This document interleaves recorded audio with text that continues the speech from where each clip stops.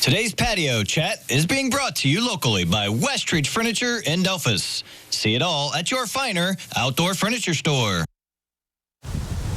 Welcome back, everyone. We're talking a little bit about foster care and the need for foster parents. To do that for us, Pam Schwartz is to my left. To her left, Chelsey Brown. They're from the Auglaize County Job and Family Services Agency. Thank you guys for coming in. Appreciate it. Thank you for having us. Well, tell us about this need. First of all, is it higher than it normally would be in years past? Yes, it is. Yeah. We're seeing decreased numbers in people wanting to be foster parents in our area. Yeah, Chelsey, any idea what's causing that, you think?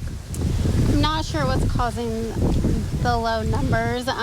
We're just doing a lot that we can to promote foster care and get the word out there. I think maybe people don't know how big of a need foster care is in our county. Yeah. So just trying to spread the word as much as we can. Pam, let's talk about that need. There's kids waiting on a list, isn't there? Yes, there is. And we're having to place, unfortunately, out of their home environments, out of their communities. And we would like to get some foster parents in our area so that we would be able to keep them more local. Yeah, you bring up a very good point, because all the studies and surveys show that if you can keep them in a family-type setting, that's the best thing for them, right? Correct. Yeah. Tell us about the process. If there's somebody out there watching today, what do they need to do? If they're interested in becoming foster parents? So there's qualifications that you have to meet to become a foster parent. One is you have to be at least 18 years of age. Okay. You need to be able to have a home environment that's supportive so that you can support the child. You also need to have room in your house to have space for the child. Sure. There is financial reimbursement available so that it offsets some of the cost of having the child placed in your home. You need to have a criminal background check done and also a children's services records check. And then also there's 24 hours of pre-service training for you to take, which helps you become a little bit more knowledgeable about parenting children who have experienced trauma. Well, and that's a great point, because if I'm a prospective foster parent, that's the first thing I think. I need somebody that's done this to help you out a little bit, so that's available, right? Correct. Yeah. Okay. So there's people out there, and I asked you before we came out, I said I'm a single person, but we always, I guess, stereotypically think, well, they must be married couples that do this, but that's not the case, right? No, it's not. You can be single, you can be married. There's really no, like she said, the qualifications are just what she said, but Yeah. single, married, male, female, young, old, those things don't matter. Yeah, I joked with you too. I said, when you came out, I said, I want to pick out the kid.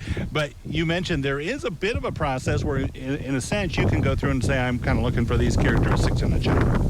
Correct. There is a process. You can pick characteristics that you would be willing to work with the child.